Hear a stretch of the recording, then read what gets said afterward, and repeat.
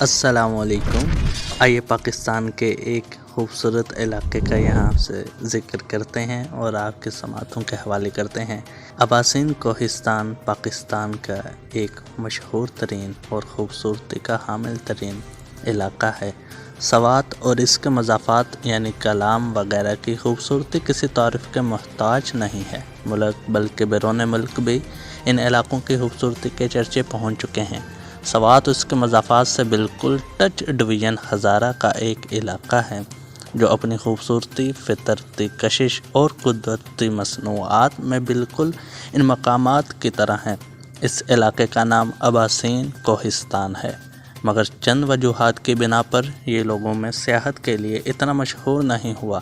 البتہ اس جنت ماں زمین کی گمنامی اب انتہا کو پہنچ گئی ہے۔ انشاءاللہ بہت جلد اس کی خوبصورتی پردہ حفا سے باہر آئے گی اور اس کی قدرتی خوبصورتی اور فطری حسن بھی اہل دل کو دنیا کے کونے کونے سے کھینچ لائے گا۔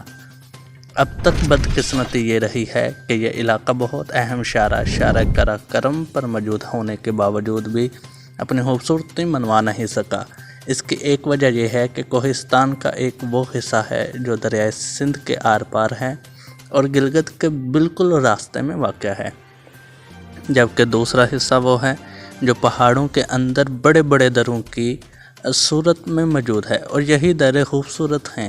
یہی وجہ ہے کہ کوہستان گزرنے والے سیاح بھی اب تک یہی سمجھے ہیں کہ کوہستان درختوں اور ہریالی سے محروم پہاڑوں کا نام ہے، مگر یہ خیال بالکل غلط اور کم علمی پر مبنی ہے۔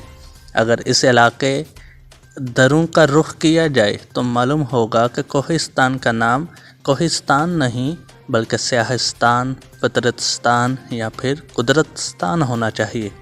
دراصل اباسین کوہستان کی خوبصورتی اس کے دروں میں ہے، اس کی سیاحتی مقامات اس کے درے ہیں، اور کوہستان کے یہ درے کاغان، نران، سوات اس کے مضافات کلام، مہوڈنڈ اور شاہی باغ وغیرہ سے ہرگز کم نہیں ہیں۔ آج سوات کے مضافات کلام، مہوڈنڈ اور شاہی باغ اور اباسین کوہستان کا آپس میں موازنہ کرتے ہیں۔ اس حوالے سے پہلی بات تو یہ ہے کہ اباسین کوہستان سوات کے شمال میں واقع ہے اور سوات کے شمالی حصوں میں ٹچ ہے، یعنی کہ کلام اور مہوڈنڈ کے اطراف سے اباسین کوہستان کا پہاڑی سلسلہ ملتا ہے۔ ان علاقوں کے سرحدات آپس میں ملنے کی وجہ سے یہاں کی ان گنت چیزوں میں یکسانیت پائی جا رہی ہے۔ یہ یکسانیت صرف اونچے پہاڑوں، گھنے جنگلات، بہتے دریا اور زمینی جڑی بوٹیوں تک محدود نہیں، بلکہ علاقائی پانی اور نباتات کا یہ اثر انسانوں کے رویوں اور روایتوں میں بھی موجود ہے۔